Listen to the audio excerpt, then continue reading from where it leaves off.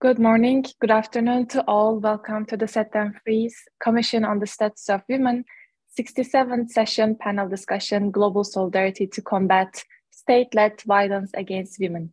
I'm Cemre Ülker, a human rights advocate working on civil and political rights and gender mainstreaming of the Sustainable Development Goals through global civil society partnerships. I am also the co-founder of Set Them Free.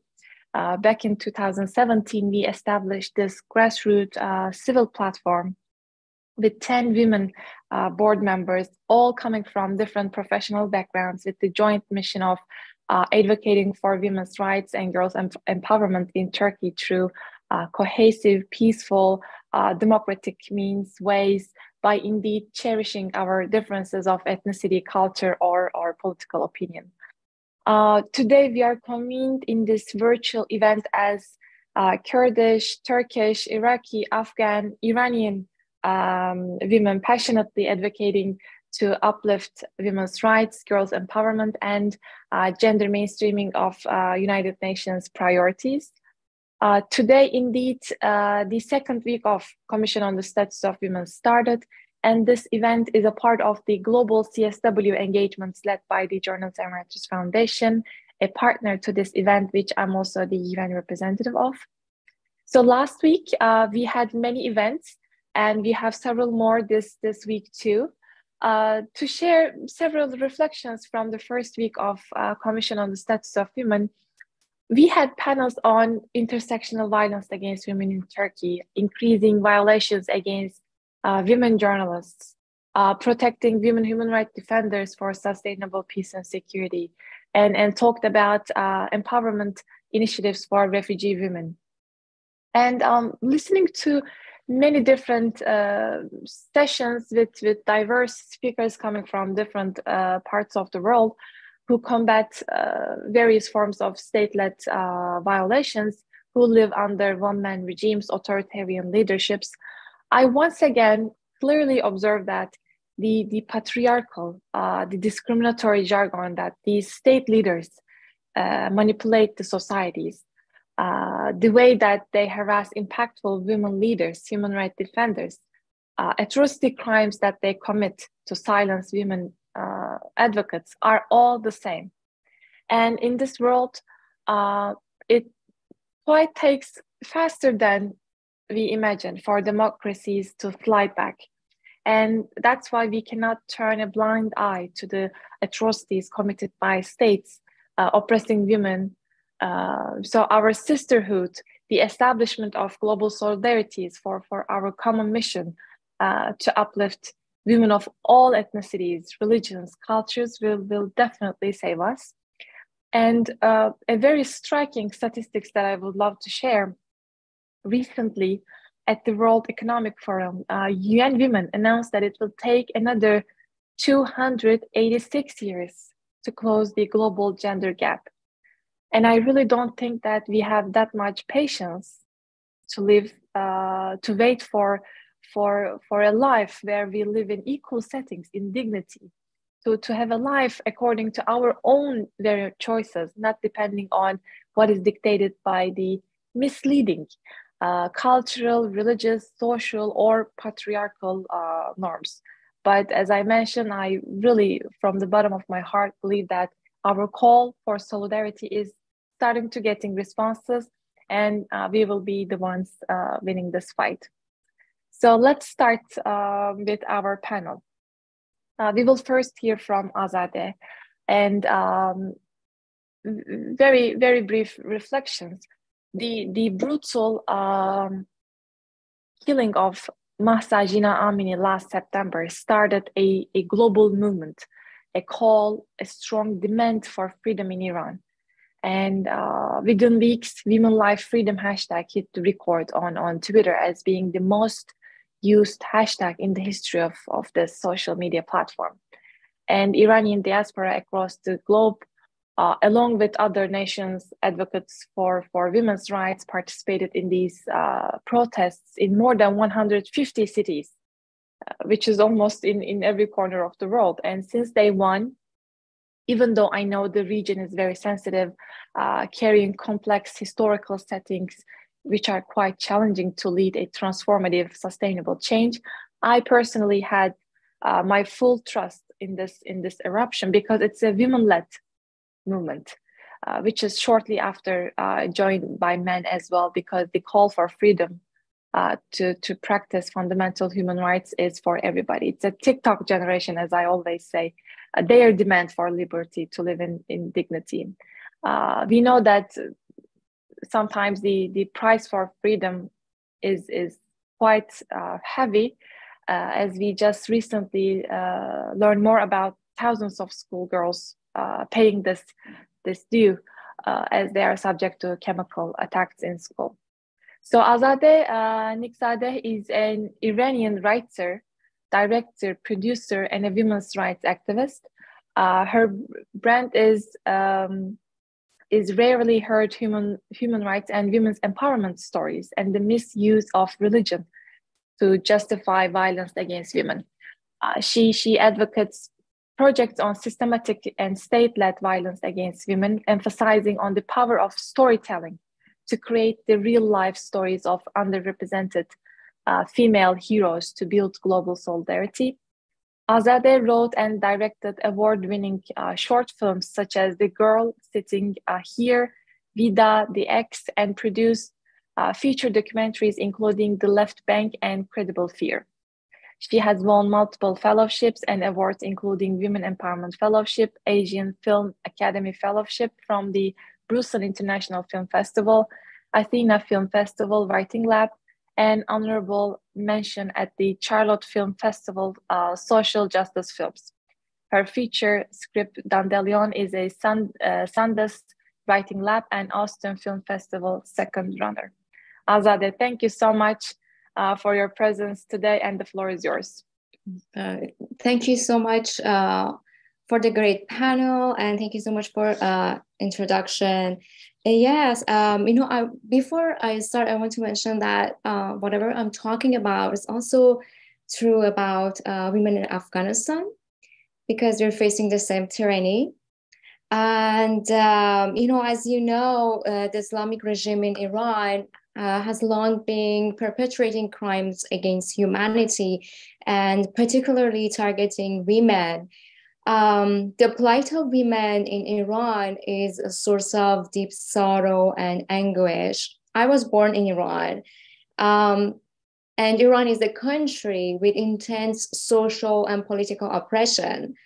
And if you don't know, living under oppression means dealing daily with a vast tyrannical machine enveloped by a strict interpretation of Sharia law, which nullifies the rights and freedom of women. And this intricate web of governmental control is designed to hide its ambition, which is eliminating women's dignity and fundamental rights and fundamental freedom.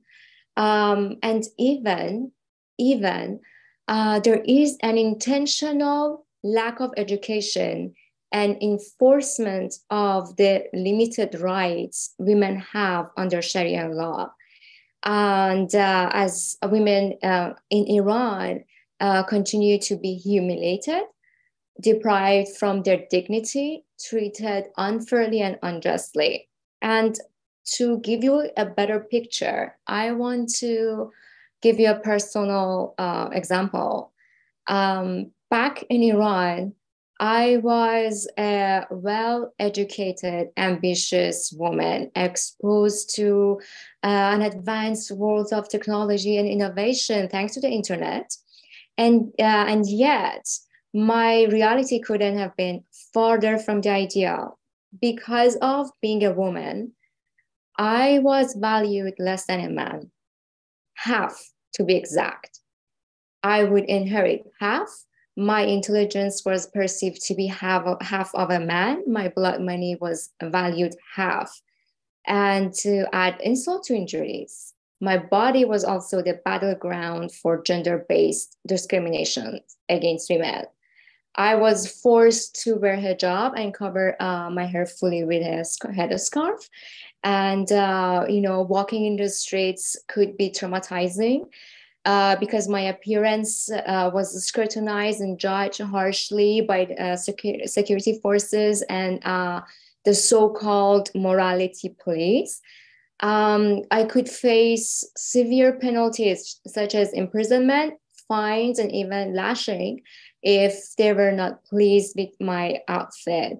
And if I ended up in their prison, I was in danger of getting raped and tortured. And that's what's happening in Iran. And this is very sad, but the enforcement of hijab, has limited my freedom and my ability to be myself and to express who I truly was. It was scary to show I was a modern woman. Compulsory hijab forced me into positions of submissions and servitudes. And again, very sadly, thanks to the Islamic regime, the hijab has become a symbol of patriarchal control and discriminations against women, and has undoubtedly had detrimental impacts on civil rights of Iranian women. And this is how the Islamic regime has maintained its power, through subjugating its female population viciously, as it slightly widened its hold on every single Iranian for the past 44 years. But, there is good news there. Oppression doesn't last forever. And 44 years of systematic violence against Iranian women brought us to September 16, 2022, when Mahsa Amini brutally got murdered by the Islamic regime for the crime of wearing her headscarf improperly. And it was the moment when Iranian women refused to accept status quo. Their courage in taking to the streets and demonstrating their anger at the brutal regime was embodied by most potent symbols, cutting their hair and burning of headscarves. Iranian women demand freedom, and more importantly, dismantling of the oppressive system. It is not an attack on Islam. Iranian women fight to create a better future for their beloved homeland. And, of course, the Islamic regime, rather than listening to the voice of its people, chose instead to shut down the internet, kill hundreds of children, men and women, make massive arrests, torture and rape the protesters. And as you mentioned, more recently, they're taking revenge on schoolgirls and students by poisoning them with chemical gas. And to this date, more than 5,000 students across multiple cities are poisoned. And, still, despite attempts to silence the outcry, this incredible plea for freedom continues to echo loudly in the darkest of time in Iran. People in Iran, men and women, are still protesting. And we shouldn't forget that we all have a responsibility to support those whose cause persists in spite of such relentless atrocities. It is imperative that we all stand in solidarity with those fighting for their voices.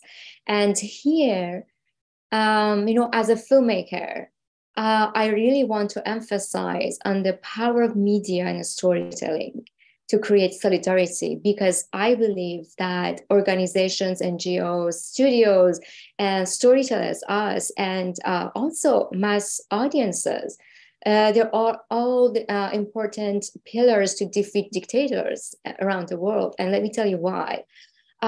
Because storytelling is an important tool to create solidarity between women advocates in their fight against violence and discriminations. Through narratives and characters, it's possible to bring attention to the struggles of these brave individuals and build a community of support behind them. We can give them a platform to share their experiences while connecting audiences to their struggle. And moreover, these stories can create a stronger sense of solidarity by inspiring others to take up the cause and join in the fight against injustice. And ultimately, and this is my favorite reason, storytelling is essential for giving these women a voice and helping them rewrite their stories from being victims of violence and discriminations to becoming heroes who inspire and unify others. That's why I chose to be a filmmaker. Because it helps, it really helps. And we must amplify the story of these brave women and create heroes that can rally people to their cause. Through storytelling, we can extend our support beyond simply acknowledging the struggle faced by women advocates, and we can work together to ensure that they are remembered, honored, and never forgotten. Organizations, NGOs, corporations, studios, they should allocate budgets for creating stories of courage, hope, and resilience, and that showcase the strengths of women facing injustice. Such an effort can help create a positive change in society by empowering more women to fight for their rights and making it easier to access resources and support. These empowering stories of women can help spark a movement that works toward creating an equitable world. So let us all be storytellers. Let us use our voices to amplify women's struggle and ensure that they are never forgotten. Thank you for listening. Thank you so much, Zade, for these critical remarks. And you touched upon quite important points. First of all, you underlined the importance of lack of education. Mm-hmm. And this implies for all the countries living under one-man regimes, authoritarian leaderships. I am quite sure that empowered women, working women, girls active in different parts of the societies, these are the biggest threats for such governments. So oppression through education, both civil and informal education, is an important tool embraced by state-led authorities to oppress women. And another point that I also want to emphasize is that you said this fight is not about Islam. Mm-hmm. And this is very important, a very dear comment to my heart as well, because women's rights to practice their religion, not for Islam only. This right is also under attack in many different parts of the world. Our fight is to have an ability to choose, to live according to our own priorities, not dictated by such norms as you mentioned. And lastly, I really think your work is very important, that you bring up numbers, statistics into life. I'm a human rights advocate. I speak at various platforms and present numbers, statistical information on Turkey or on MENA region. But when a survivor joins the session, when I share a video remarks from a fighter of freedom, then the discourse really turns much more impactful. And it is through your films, your documentaries, that the impact is, as I mentioned, is doubling, tripling. So thank you so much for all your work as well. And many thanks on our participants continuing to joining the session. We are live in YouTube as well. And at the very last section of this international gathering, I will open the floor for questions and comments.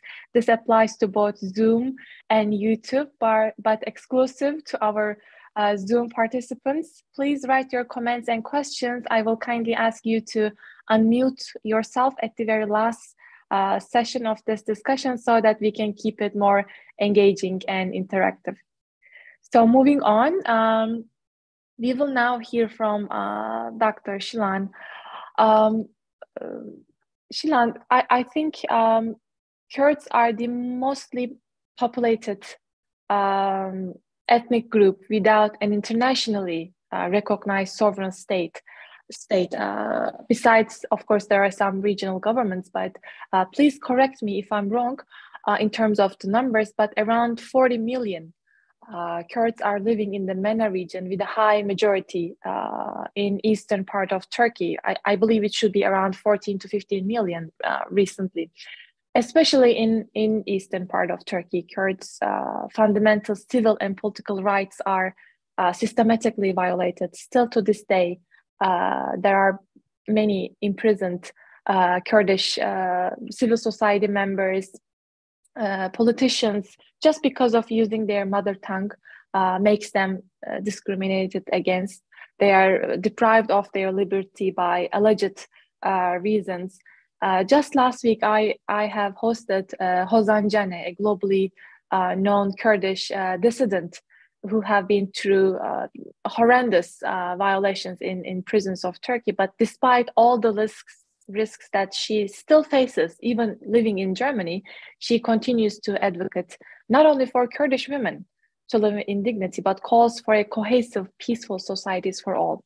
Saturday Mothers, a civil movement initiated by Kurdish women back in 1995. They are still on the ground every single Saturday, calling to find their whereabouts of abducted sons and daughters. The daughters of Kobani, they had no other choice but to defend their freedom.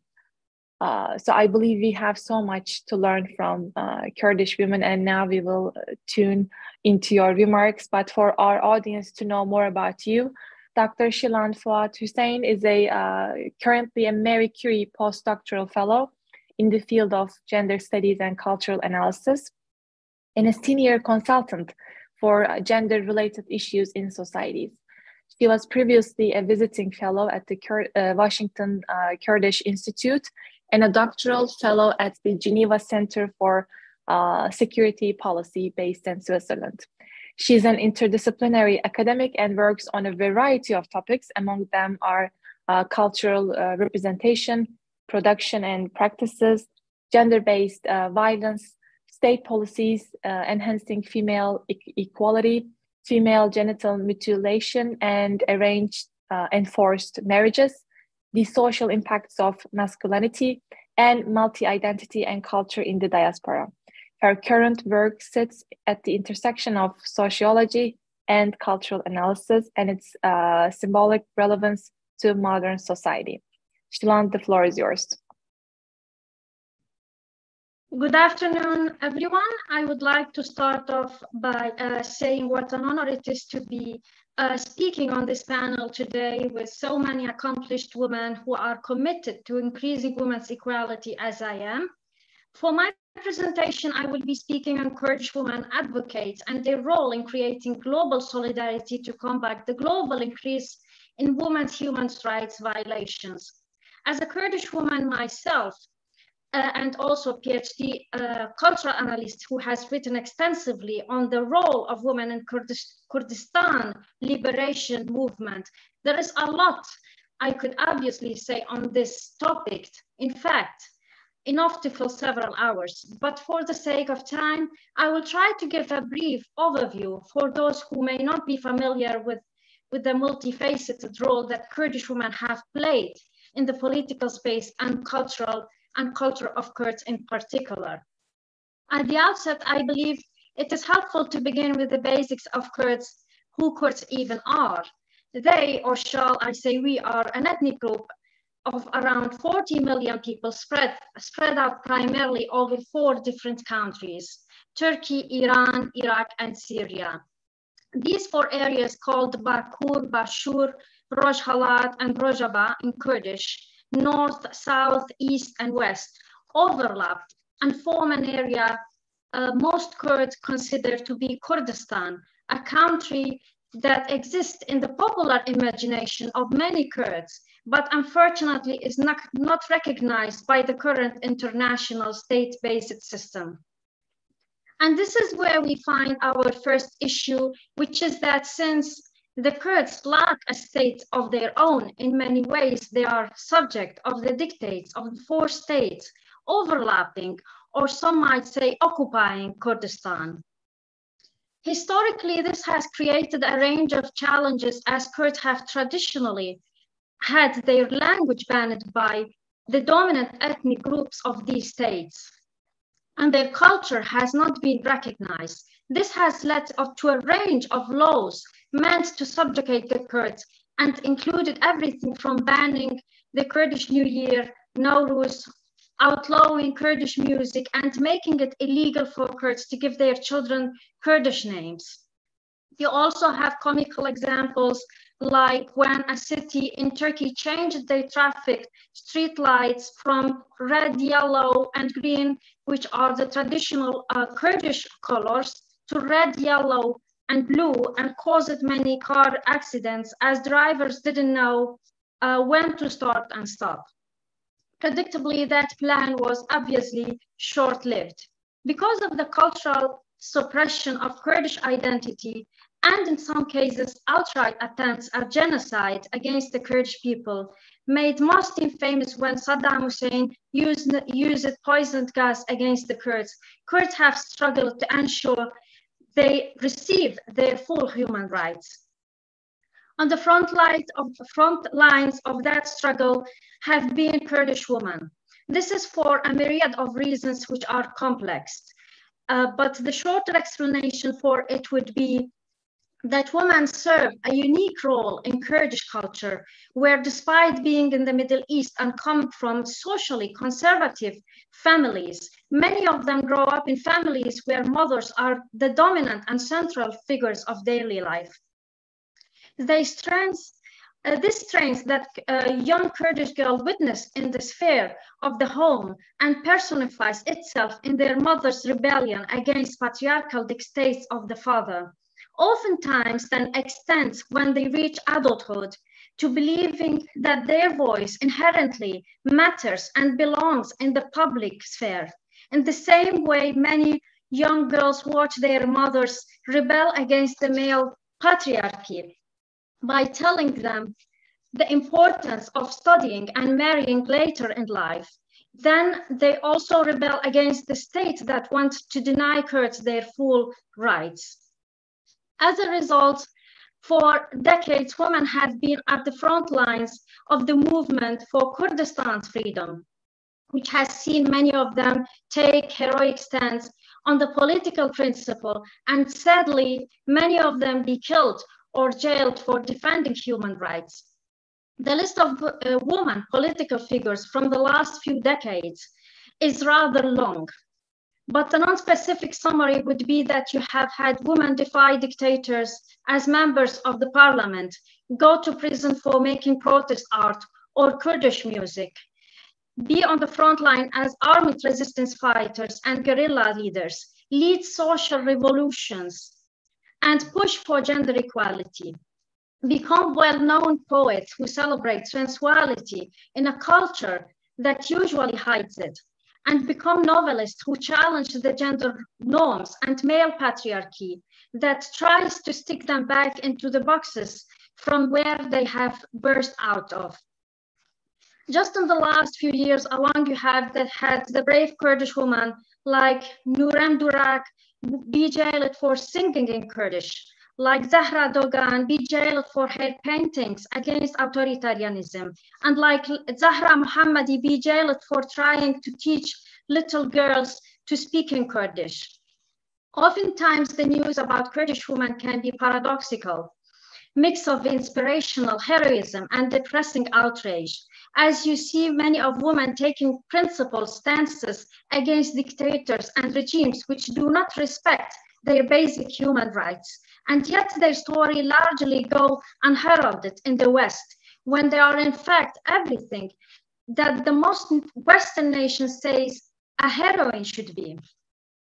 In an age where young girls in the West are taught to forego traditional princesses who are idle in favor of strong women who embrace their voice and seek their own path, Kurdish women provide daily examples of inspirational women worthy of attention. women have truly been at the forefront of the fight for gender equality and women's rights in the Kurdish region of the Middle East and in the diaspora, particularly in the context of the ongoing Kurdish struggle for autonomy and self-determination. Some other ways that they are leading the fight for equality include women's armed resistance. In the fight against ISIS in Syria, what Kurds would call Rojava, women played a significant role in combat, forming all-female military units known as Women's Protection Units, abbreviated as YPJ. These YPJ women famously fought the misogynistic man in ISIS who had passed laws mandating women must be in full burqas without even their eyes showing and never leave their house without a male chaperone.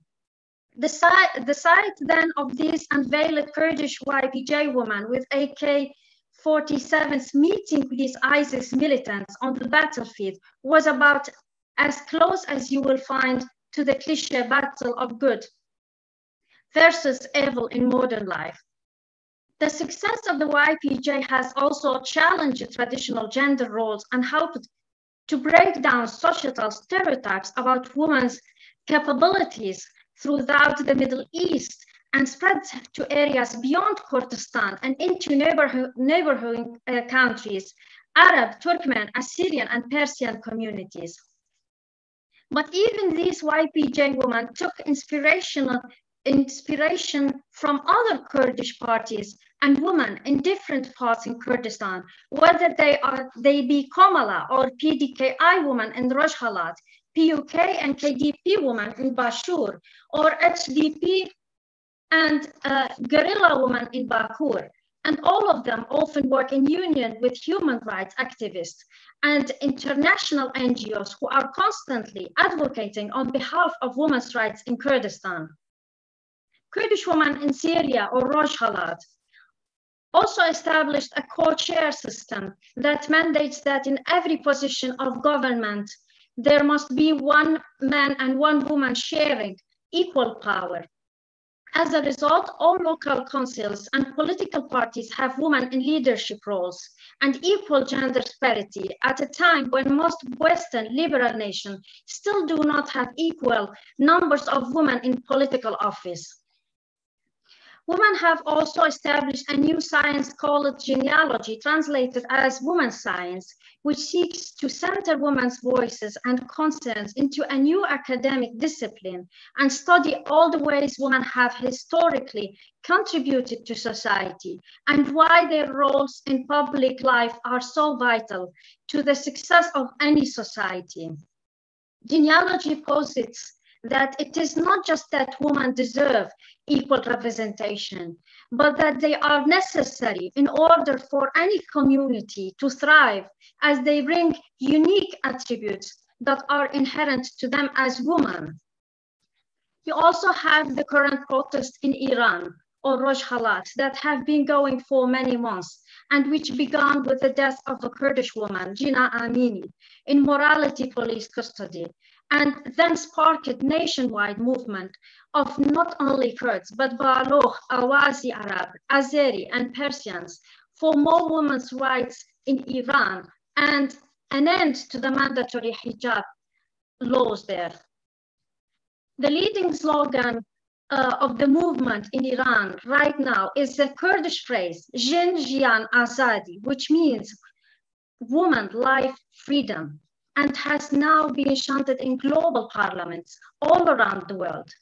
But ironically, many of Western states welcome that message when targeted at Iran, a geopolitical foe, but become a little uncomfortable when the light is then shined back on themselves and they realize that all of the world's women are engaged in a similar fight for equality, and that oppression can take many forms. It doesn't just occur in dusty Middle Eastern nations, but also in shiny European and American cities where women are still denied the right to live freely. You also have the issue of the recent earthquake which hit the Kurdish areas of Turkey and Syria. And again, women have been at the forefront of organizing aid and critiquing the government response and why it has been unequal when it comes to distributing aid to Kurdish versus non-Kurdish areas. So overall, Kurdish women have been instrumental in challenging patriarchal norms and fighting for gender equality in the Kurdish regions of the Middle East and the diaspora. But their contributions have been widely recognized and have also inspired women's rights movement all around the world. This is why I can say I am thankful to speak on behalf of Kurdish women and all of their contributions to our collective quest for greater equality for all women. Thank you. Thank you so much, Shilan.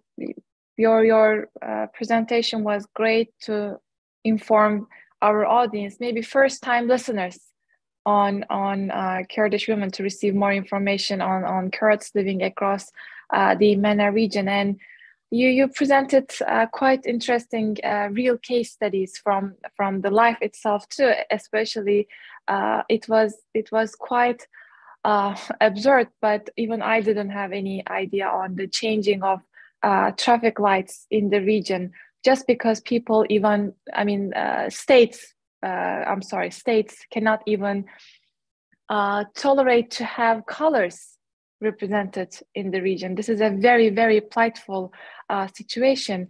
And you mentioned that cultural celebration of Nowruz is banned. Indeed, people cannot really name their children in the names that they are pleased with to represent their identity, culture. They're scared of this. And please correct me if I'm wrong, as we have experts in the room. This applied for the family of Mahsa Jina Amini too. As far as I remember, following from the news, her family also was a bit scared to name her Jina only and added another name, Mahsa Jina Amini.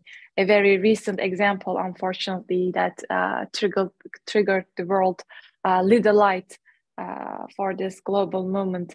And of course, you mentioned about some of the challenges in the region, but beautifully explained how Kurdish women in Rojava combated these traditionally embraced roles and responsibilities that are on the shoulders of women. Indeed, many of your remarks are reflecting on the importance of United Nations Security Council Resolution 1325, Women, Peace and Security, which really also underlines the importance of women's presence in armed forces and establishing security in different parts of the world. Thank you so much.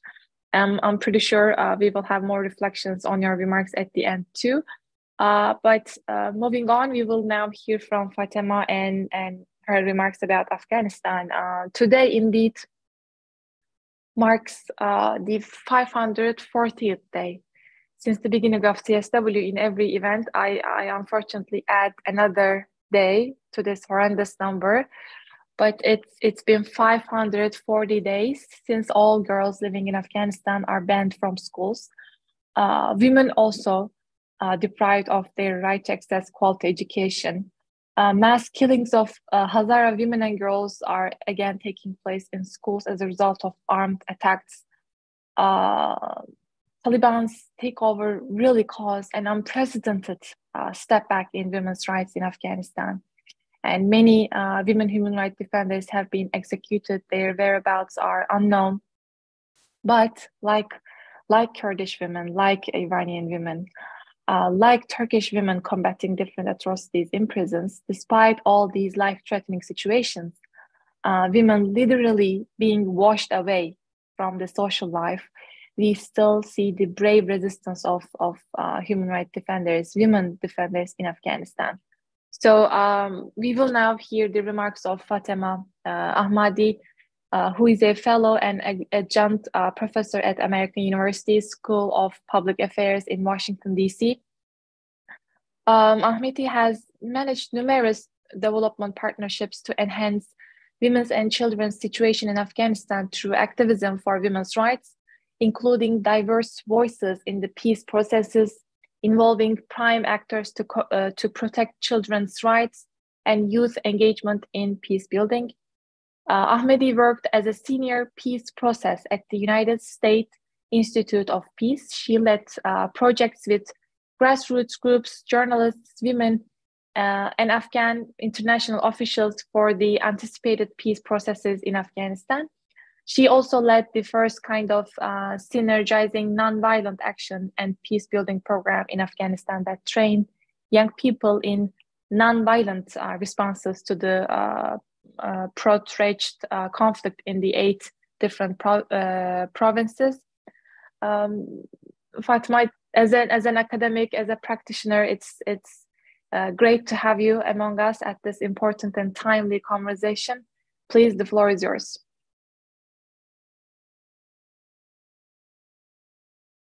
Thank you very much, Jimra, and the Set Them Free organization for organizing this panel and giving the opportunity today to the women from different regions to talk about the bravery of women with dealing with this authoritarian regimes in different countries. And as you know, in Afghanistan, I think women and girls in Afghanistan, we're just dealing with the most tyrannic government ever the world has experienced, and they are the most anti-woman regime right now in the world. Since the Taliban seized the power in Afghanistan, they started the fight against women. They finished the fight on the battlefields, but they started a new fight against women and girls in Afghanistan to completely remove women from the public spheres. Which is in this era, it's something that women can, facing a new kind of tyrannic government, and we need new approaches to fight with this government. And the first month, August 2021, when they came to power, they just released 6 declaration, announcement, and orders against women, including ordering imams in mosque to collect names of girls between 12 and 45 who are unmarried to marry their fighters. And they banned co-education in Afghanistan the first month they came to power. And they continue every month releasing decrees and edicts and announcement against women. And you can just see how they just putting all the first from the government officials to the local officials to just ban women from everything. Then during this, one of the most tyrannic ban that this regime just released was against women's education and girls' education. And they stopped on September. They announced this stop against secondary education for the girls, and they dismissed the Ministry of Women Affairs, and they replaced it with the Ministry of Propagation of Virtue and Prevention of Vice to better control the society. And they also the best of their ability, they shrink all of the spaces for women. The states are responsible for the security of people, and women are the most, the citizens who needs the state's protection. But this Taliban announced to the public, don't allow women and girls get out of their houses because their soldiers are not trained to live with women in one society. And it's the most difficult society to live in when you don't have right to be yourself, when you don't have the right to have an identity in a public spheres. On October 7, they prevented women from choosing agriculture, mining, civil engineering, journalism, and some other fields in universities. They basically systematically, they're removing women from so many sectors. It happened on October, but unfortunately later they completely banned women from universities too. They are very, when I follow their path, I see how they cleverly They just knowing how to remove women. They know how to stop women from every opportunities. They first telling the woman, you don't have right to do this, and then you don't have right to do that, and then completely removing them from everything. Women now in Afghanistan cannot go to public bathrooms, and public baths are banned for women, while the country is already suffering from lack of electronic and power during the day, and also water in houses. So women with a lot of children, they cannot go out and benefit from the public bath. Public floggings for women and girls and men increased after the Taliban took over. They're trying dishonoring women, human dignity, by flogging them in public. And many of these allegations against women's having a relationship outside of marriage have not been monitored by the independent lawyers and independent judges. It's all coming from their own system. Some of the local sources that are telling this woman did this, and they just go and publicly flogging women. December 20, the Taliban banned female students from public-private universities. They completely banned from everything related to education. After this, women banned from working with the NGOs.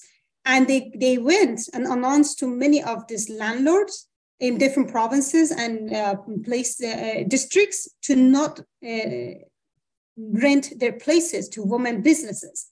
They know how to navigate all of these small windows to women's work, so they don't get out of their homes to get income. But we also have, besides this Taliban regime in Afghanistan, we have another reality that unfortunately the board have been the international community and also the leaders of the board try to ignore them. These are women of Afghanistan, female protesters. The first protest happened August 17th. Taliban took over August 15, and they came to the street August 17, the first one. And it was against this misogynistic and discriminatory treatments of women that this government has. And they just challenged this government by their protests. And they continue protesting against all of the bans, decrees, and announcement of the Taliban. Because these women, they know what will happen next. We have one clear example, Iranian regime in the region. 40 plus years, women have been suffering under this regime because they just wanted their basic rights. In Afghanistan, we don't, for now, we don't fight for equality. We just want this, we are fighting for our basic rights that this government removed from the woman's life, like education, like freedom, like work. And these slogans are the slogans of women protesters in Kabul: education, work, freedom, because they want to be part of the society. And this government, this authoritarian regime of Taliban, they cannot remove women from the public life. And these women, they have clear demands. They want the decentralization of power. They want multiculturalism and social justice. As you know, Afghanistan has so many diverse ethnic groups with different cultures. And these women, they want them, the rights and their culture to be represented in Afghanistan. I want to mention the role of religious and ethnic minorities in the protest in Kabul. Between these women who bravely came and protested against the Taliban, we had so many women from religious and ethnic minorities. As we know, the layers of discrimination is different for every person. And people who are coming from minority groups, they understand how authoritarian regime can diminish all of the opportunities for women, specifically for the minority groups. So many of these women protested in Kabul. They are part of Hazara community. Hazara community is a religious minority in Afghanistan, and right now they are under threat of the Taliban and also ISIS-K in the region. As we know, one of the deadliest attacks that happened in one of the education centers, they killed more than 50 girls in one day. And after that, Hazara community, they couldn't resist this situation, and they started they reopened the campaign that we started earlier some years ago on stopping Hazara genocide. And in this campaign, also Hazara women led the campaign, the many campaigns at the same time in more than 100 cities. And they could mobilize people, and they brought people from different backgrounds to come for one cause. So for just this example, we can say the ability and capacity of women for leading and for bringing people from different backgrounds and just making the linkages between differences and making a community to fight for a cause. And Hazara people, Hazara women had a great role in leading in these campaigns and also for opposing these de facto authorities in Afghanistan. I want to mention some recommendation that is important to take from our discussion today. I hope the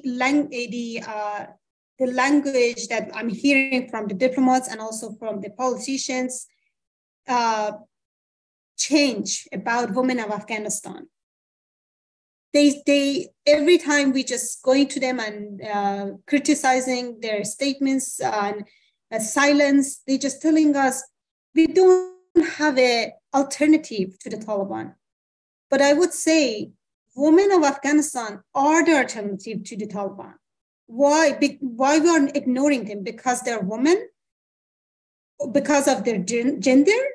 There is nothing else to ignore women of Afghanistan.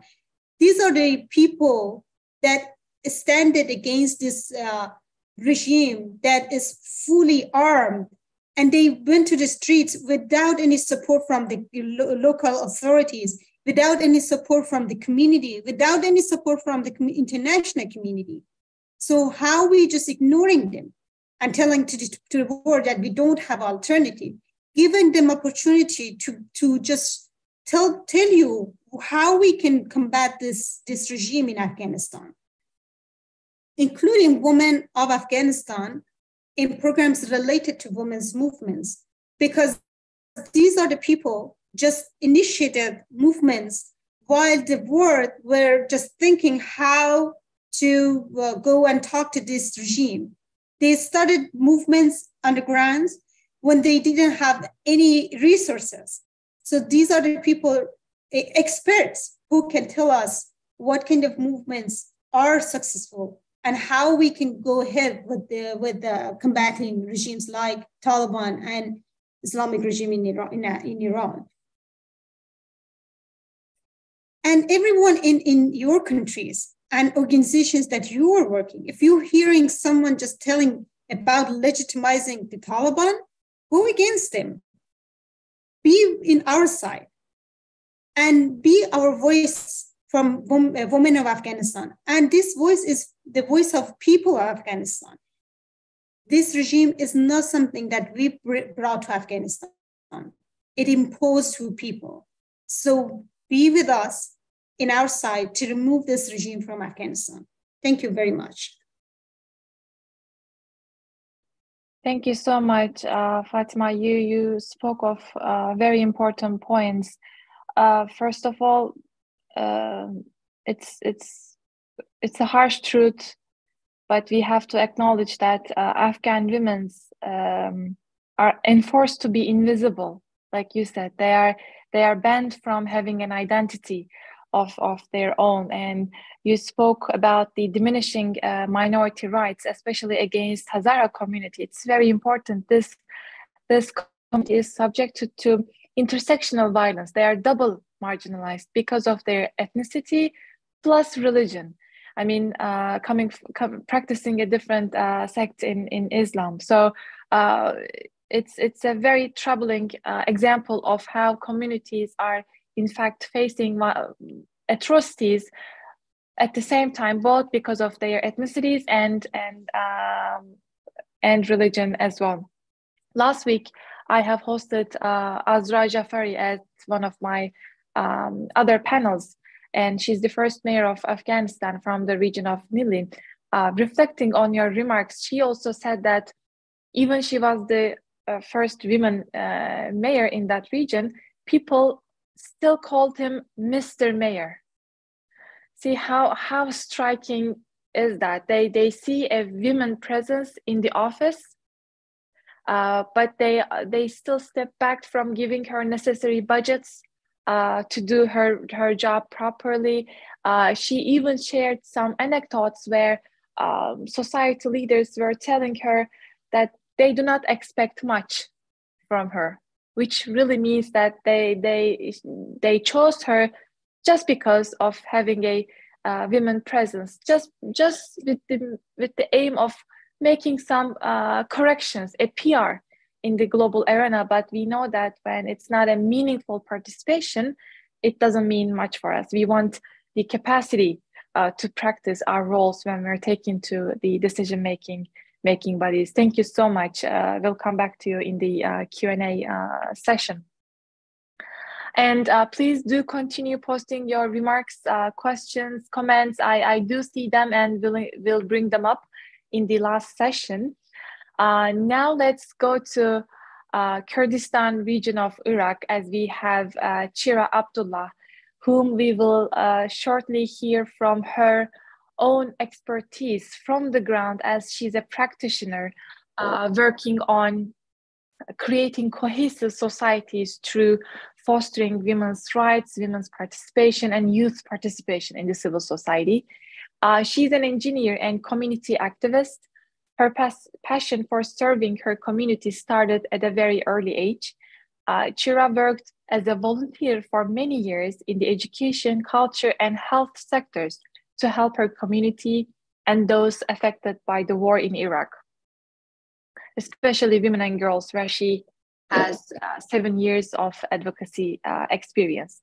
She has worked as a women's platform manager and director of the Continuous Education Center, working still on sharing awareness about important issues related to youth. Chira is now a project manager at a dialogue and culture organization, an NGO that works on peace building and resolving conflicts through dialogue and understanding differences, also centralizing the critical role of women in peace building. Chira, the floor is yours.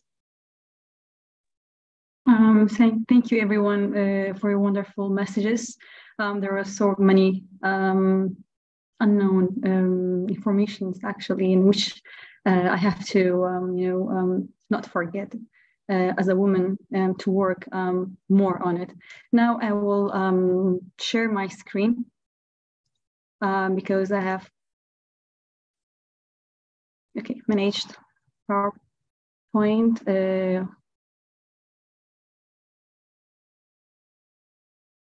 Is it shared? Good. Okay. So yes. Here. Okay. Thank you. Here, I will be talking about the Iraq and the role of the civil societies, and let's see when civil society become active in Iraq. CSOs are new forms in Iraq context. Actually, they emerged after 2003 war. And then they had a very significant role in, supporting women, families, youth, especially after ISIS war. They were so active, and they helped with, the displaced families in order to have their first aid needs. After that, in all areas of Iraq, including the Kurdistan region, there are nearly 6,350 non-governmental organizations. Each of them are working in a different sector, including women organizations. To support or to get the support from the government in 2005, Iraqi constitution guaranteed the right to form civil society institutions, because before that there were so many attacks to the NGOs and they were not allowed to work freely. So after 2005, things got much easier for them. Here, I will talk about the civil society role in women's rights and girls' education in Iraq. First of all, I will talk through like governmental-wise. The Department of Social Welfare for Women in 2008 started to become active, which was the huge step in order to protect women's rights in Iraq, because before that, there was such a thing. And after that, the improvement of women's development, which is now one of the United Nations goal, that it's women empowerment, in the joint press that's released in 2023 in Iraq, they mentioned that women empowerment should be one of the active practices that Iraq should work on it. As the Iraqi constitution of 2005, as I mentioned earlier, one of the great achievements of women in Iraq and in Kurdistan region was the seats in the parliament. 30% of seats in the parliament are in Kurdistan region for women, and 25% is for Iraq. Here, women, and after that, we have Women Empowerment Service in 2017, which is one of the active forum, which is especially in Kurdistan region. They support women who have their small businesses, like they're trying to be economically independent. They have so much support from the civil societies. As we can see from the data, Kurdistan Regional Government, High Council of Women Affairs, they planned for a national strategy of 10 years plan. In that national strategy, all the women like rights are included, like including the empowerment of all women and having the access to education, which in Kurdistan region, actually, there are so many activities, there are so many support to involve women in the in support in decision-making positions, in leadership positions, and they're now working on equal pay, which there's still a gap, but they hopefully it will close that gap as well. If we come to the laws in the court, one of the greatest, like one of the most, like useful or impacted law is Combating Domestic Violence Act number 2011. It is like working in Kurdistan region of Iraq, but unfortunately in the Arab areas in Baghdad, that law is not working, and there are still so many violence against women without any, support from the courts.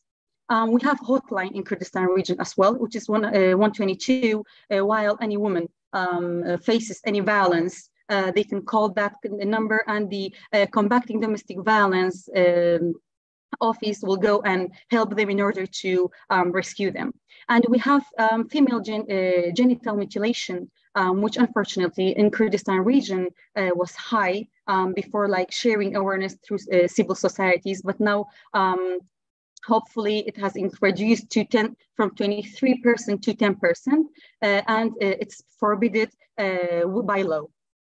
And we have shelters as well, which unfortunately in Iraq, in the Arab regions, in Arab areas, there's no such shelters, and they're still trying to work on it in order to solve that problem. But we have it in Kurdistan region that saved so many women from the any type of violence.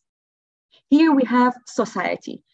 Through the society part, civil societies tried to share so many awarenesses about the issues that today women and girls are facing, such as like equal pay and a giving opportunity in order to participate the girls or the women in like local bazaars, in having their own job, go outside during nights. All those things are now easier than ever.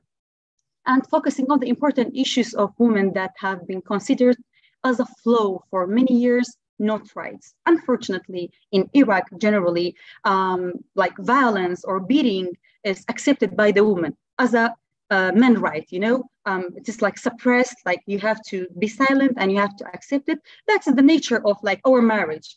But right now, there are so many awareness sessions, like including like showing that the violence is not acceptable. You have to, stand for your own right.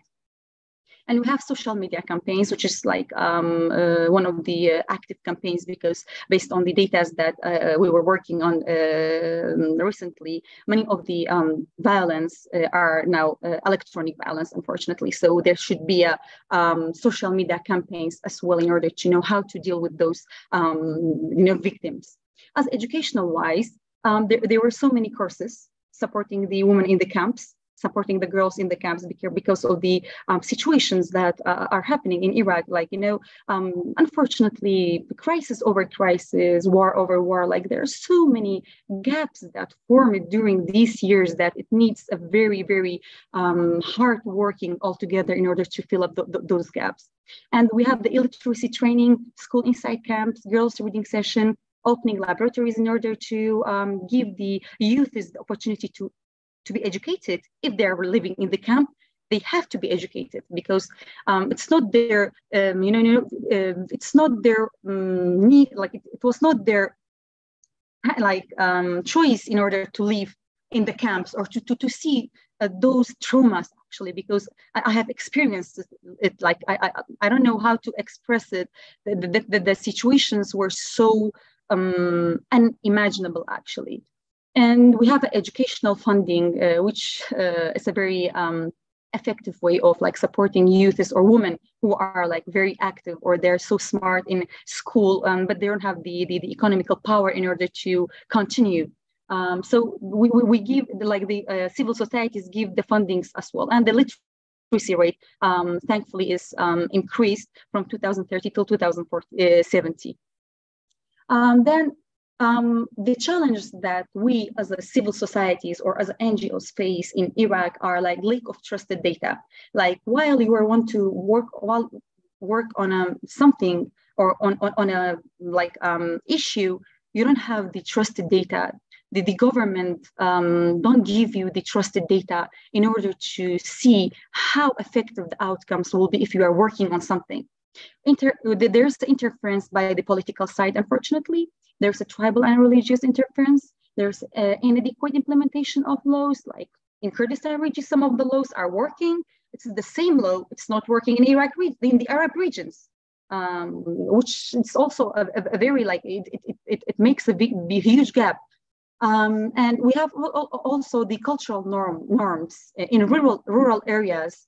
The things are so difficult because they're they are stick to some cultural norms that it needs like years in order to change that norms. And as I mentioned, not being helpful in implementing the strategy. While we want to work on a strategy to plan for the elimination of violence against women, there are so many barriers that face NGOs in order to work due to the corruption of the government. There are so many problems that they don't allow you to work on such a thing. Here, the target couldn't be reached. Let's see why the target of the NGOs after all those years couldn't be reached. Now, based on the recent data, 1.32 million people are estimated to be at risk of different forms of gender-based violence. 75% of them are women and adolescents. 77 are it's from domestic violence because of the following issues, which is economic crisis after 2014, after ISIS, everything just, destroyed. War and displacement, social norms, COVID-19, then the effect of COVID-19 was on domestic violence, actually. Like the rates of the domestic violence increased unbelievably because of the COVID-19 and the lack of job opportunities or early marriage. So let's see reasons why those NGOs couldn't reach those the outcomes that they were trying to work on. To be honest, like their activities, like there are so many NGOs, but their activities couldn't reach to the, or they couldn't represent the reality of women in the Iraq generally, and 2/3 of women hadn't heard of their activities because, like for example, they focus on the cities, on the big cities, and they forget to focus on the rural areas, which most of the problems start there. The loss of the loss of the society trust because some of the NGOs used the fund that they received for their own benefit, and they tried to dominate the problems that are not with the norm of the community. You know, and during that, some of the women became victim of the wrong message that the NGOs were giving, and changing the aim of the NGO. Like at the beginning, the NGO is working for human rights, for women rights, let's say. But after that, after receiving money funds and after the political interaction, they change their aims, and so that the goal will disappear as well. The low prevalence of anti-violence programs, for international NGOs, and in the rest of the Iraq areas. Iraq is a very diverse country, ladies, and there are so many different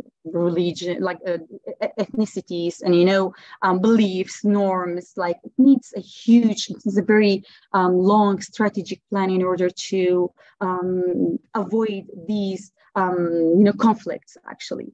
And all the rural areas are less active.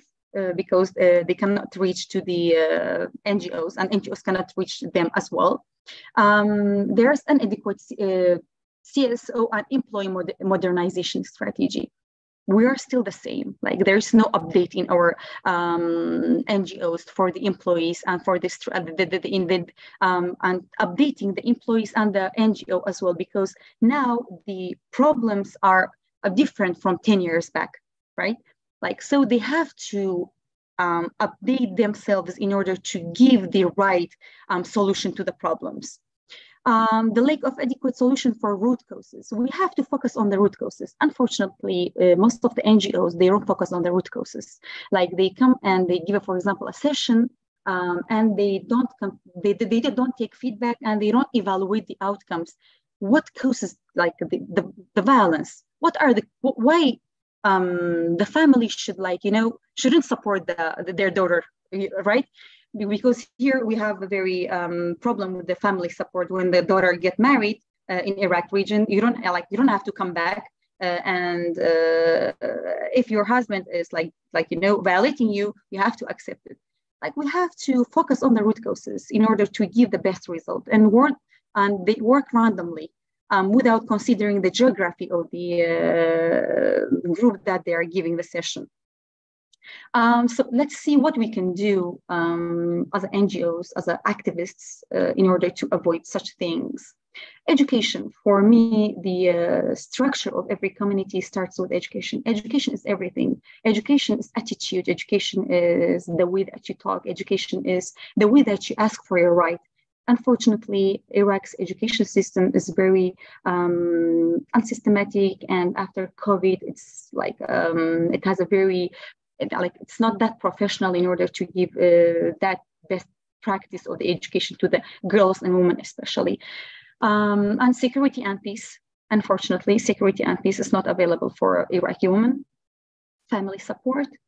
We have to educate our girls. We have to provide security and peace. We have to teach families that their support means everything to their daughters. And increasing women participation in leadership and governmental position, mandatory family courses before marriage. It is very important. Based on a study in Malaysia, 30% of the divorced family became 3% just because of the giving family courses before marriage. It is very important. It's activated in Kurdistan region in Iraq, but on a some sort of age. Like if you are under 18, they will give you. If you're above 18. You don't need it, but we all need it before marriage in order to know what are our rights and what's our husband's rights, right? After that, social and health health insurance. We don't have it. One of the main problem that our women are not like, you know, accepting that balance is that they are not economically independent. They don't have a backbone. They don't have anything. While they get divorced, there's nowhere to go. There's no money. There's nothing. So they said, like, we will accept it, but to live in a house and to have something to eat. Women and girl empowerment is very important. Maternity leave and pay, expand access to microcredit projects and home-based work. So here, as a DCO, and we work on like activities related to women. We have 50% women employee, 50 by 50. 30% of our projects annually are women empowerment projects, and 70% of our project are peace dialogue, education awareness with gender balance. We try to involve women as possible as we can because they have a huge role in developing the community. So what we did, we gave educational sessions every year, like 6,000 students get benefit from it. Women entrepreneurship community, that we have 70 women that they have their own small businesses. We support them in order to open exhibitions. We have a youth diversity community, each youth from a very different background of Iraq region and from the very different ethnicities. We try to bring them together and to make projects to engage them. We open voluntary courses. We give equal opportunities for our employee. These are part of our activities. Our women Peshmergas, we tried to celebrate them this year because they have a huge, role in, protecting our country. And we have martyrs who gave their lives, leaving a 5-month baby in ISIS war. Nergis, her name was Nergis. We open courses for the small business women in order to support them to be economically independent. At the end, I will always say that we as NGOs are the solution. We have to come together. We have to cooperate together in order to give the positive solutions.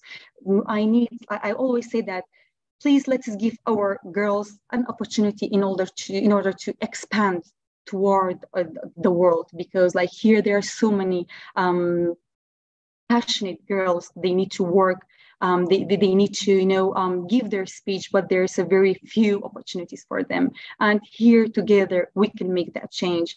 Each of us from their side will make a huge change, believe me. And I am witnessing that every day. Thank you so much.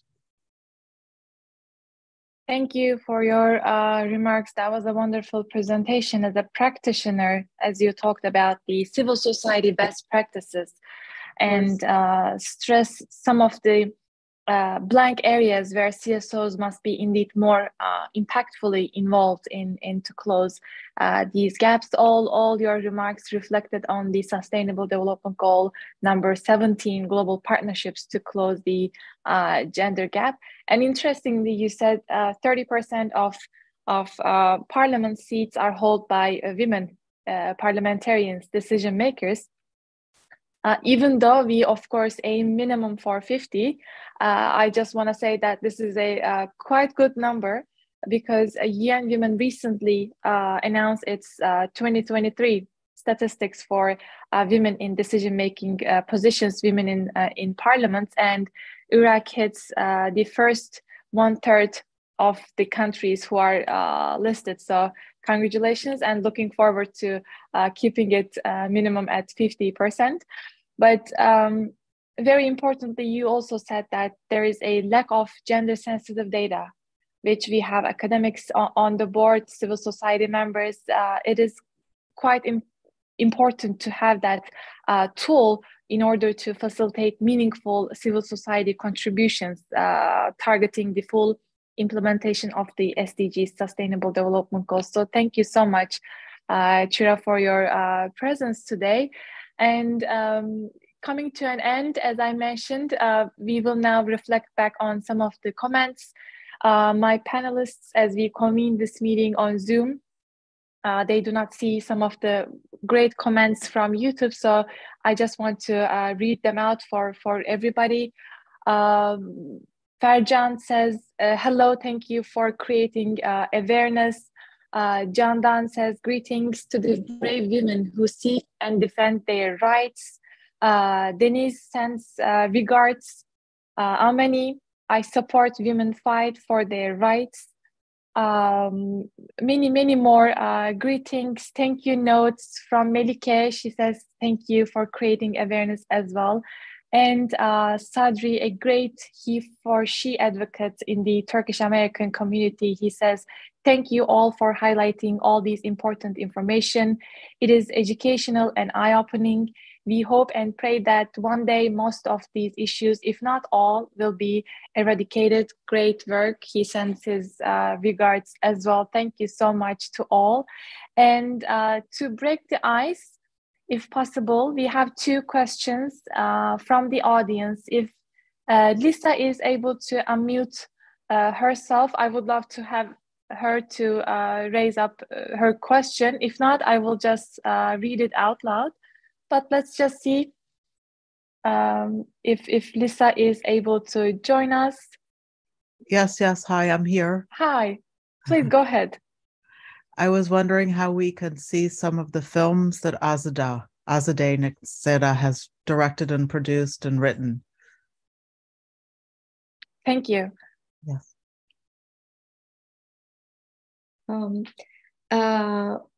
Hi, Lisa. Thank you for listening to our panel, and thank you for your support.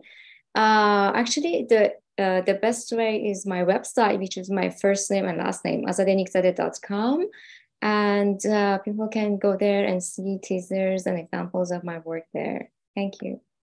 Thank you for this fantastic, eye-opening panel, because we heard about oppression towards women that we must fight against from the United States and everywhere in the world to defend women's intellectual rights, creative rights, and rights to live as in pursuit of their ambitions and dreams. Thank you for this wonderful comment and input, Lisa. And I see Diana's question as well. If you would like to share any reflections or ask your question, would you like to join us? Yes, I see you in the panelist section. Welcome. Yeah. Yes. Thank you. Can you hear me? I'm so grateful. I had to leave another session to join you, and I'm glad I did.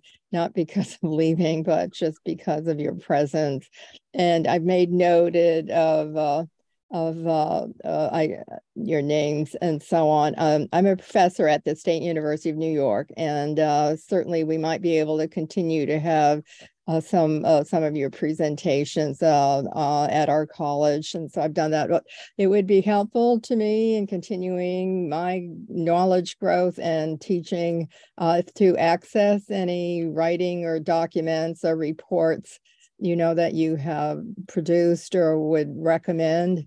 There's such a dearth of accessible information for MENA, and we're developing a new social justice institute, and I've proposed having a MENA center, but we don't have a critical mass of people here, let alone women interested in that topic. So I'm looking for ways that we can create at least a library and so on. Okay, thank you so much. Thank you. Thank you for this great comment and joining us in the panelist section too. Diana, all of our conference proceedings, panel proceedings will be shortly uploaded to JWF reports section, as I will get the remarks of our expert names shortly coming after the panel. And indeed, I had very similar question for Shilan, as she's an academic working on cultural diversities and gender. In the meantime, I posted my email. That would be great if other colleagues can write up some of their contact info too. Shilan, I guess the Kurdish diaspora is much more active in the Europe region compared to this side of the world, the US. So apart from our own reporting, would you like to share any venues or organizational information that we can learn more about Kurdish culture, Kurdish women's presence in peace and security, and any other relevant resources that you would like to share? Thanks for your interesting questions. Well, there are many venues, and if you like, I will write down a list and share it with you.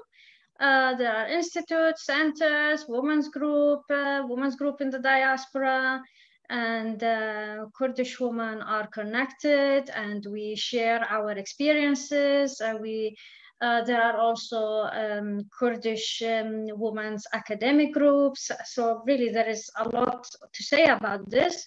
And I am glad to prepare a list, and I could share it with you. That would be great. I would highly appreciate that. And we can also put that in our report, in our disseminations. I saw Hatice Kübra's comment. If you would like to join us and say it out loud yourself, please, you're more than welcome. In the meantime, before we tune into Hatice Kübra, I would love to have a couple he for she's, any male advocates in the room listening us if they would like to share any comments. But first, let's meet Hatice Kübra, if possible, if she's available to unmute herself. Hello. Hi, everyone. Hi. Thank you for your all, meaningful contributions. I mean, it is so inspiring as a refugee woman that they're women, and then they're trying to do meaningful things, and then they're encouraging. Even just listening you is kind of encouraging for me. And then thank you for your wholeheartedly works. I mean, it really means it does really mean to me. Thank you so much for this kind note. I share my call again. Any male colleagues, he for she is here supporting our discussion today. Please raise your hand if you would like to share any comment or share your reflections in any of the countries that we have heard more about. In the meantime, maybe I can summarize what we have discussed today, and please, I'll be watching out to see any hands raised. It was a great pleasure, first of all, hosting these courageous women, human rights defenders, academics, practitioners on the ground.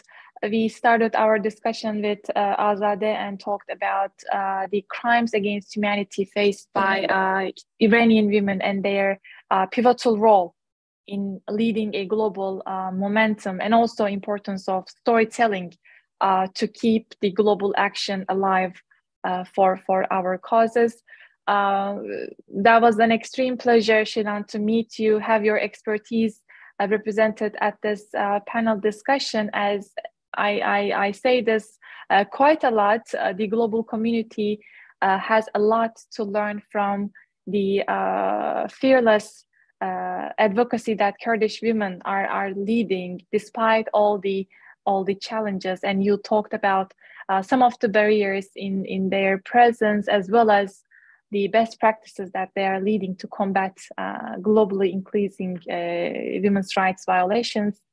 Then we heard from Fatima, an academic and a practitioner advocate of human rights for all.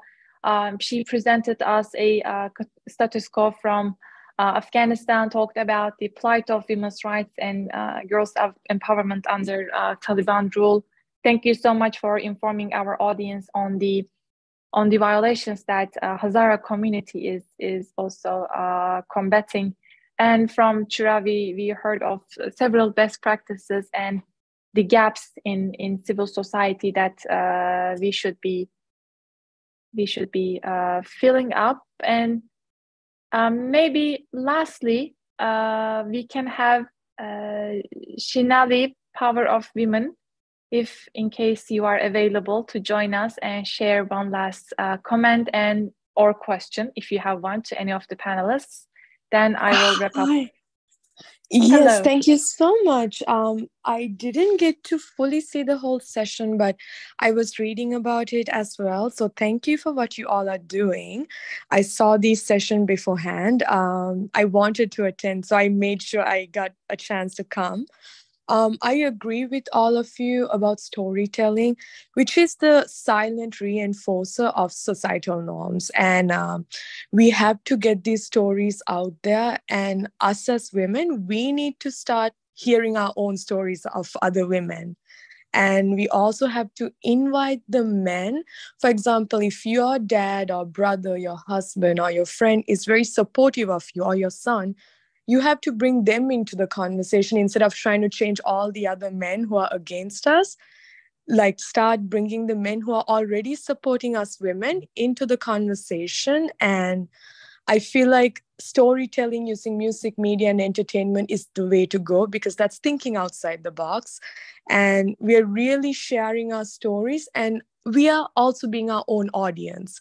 That's how we can support each other. And what's happening in Iran and Afghan, I have friends over there, and I have been asking my friends who are girls, hey, what can we do? Even they didn't have an answer, actually.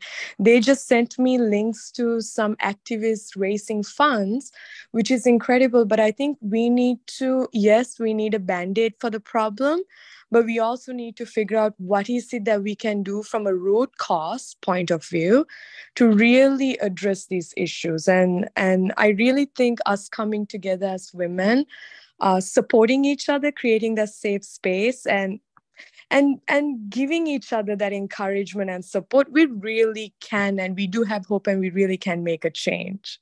So I just put my information down there. So if any of you ladies align, please, let's connect.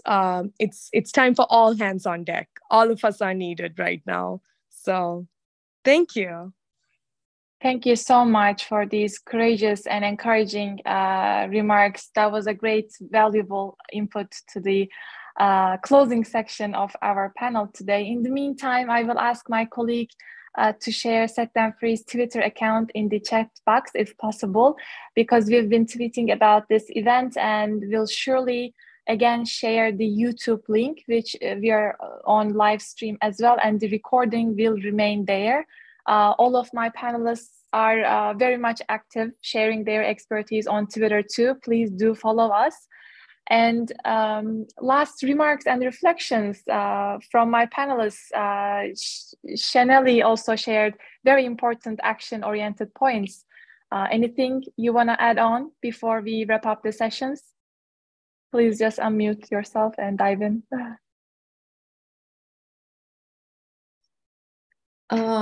I want to thank everyone, for this panel. And I just want to mention that it is like as a filmmaker, as I mentioned, like, power of storytelling, it's important to all of us, first of all, know about the importance of our voice, even as an audience. Because it can defeat, dictators. And I've seen that in Iran. And also it's important too, as like storytellers, organizations, it's important to give either create platforms, or give budgets and resources for women to create stories, and to, as I said, and something that I love is just rewrite their story, rewrite the history, and create heroes to, rally people. That's the most important thing from a filmmaker activist point. Thank you. Thank you so much, Azadeh. Fatima, please. Yeah, very, very short, because we are at the end of the session, but when we are gathering in this kind of settings and be hearing the struggles of women, somehow are the same in different regions, but different problem. We need more collaboration. We need more support for each other. It could be through funding opportunities, as Azadeh mentioned. It could be from, giving platforms to voices from inside of the country. So they gain hope for continuing, because people who are outside are not front line of the fighting, and those are the inside. They are opening the way for us to fight against this tyranny government. So I think it's important to hear also from the ones who are actually doing the fights against the authoritarian regimes. And here we are the just amplifiers of voices from inside. Thank you. Thank you so much. Shla, any last words? Thank you so much, Azadeh and Fatima. You really said everything. We should tell our stories and be more united and support each other. This is really the key to change together. Thank you so much. Chira, I know you're on the go, but didn't want to pass you over. Just asking if you have any last remarks. Yes.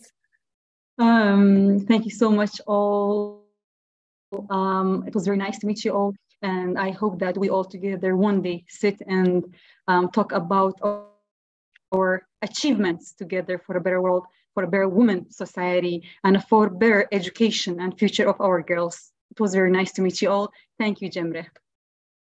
Thank you so much. I do join all my panelists' call for actions to create peaceful, cohesive societies, first liberating women, which inevitably will uplift everybody in the society for sustainable peace and development. Thank you so much to all of our audience, both in Zoom and YouTube, for their time this afternoon, joining us from different parts of the world. And we look forward to engage in future occasions once again.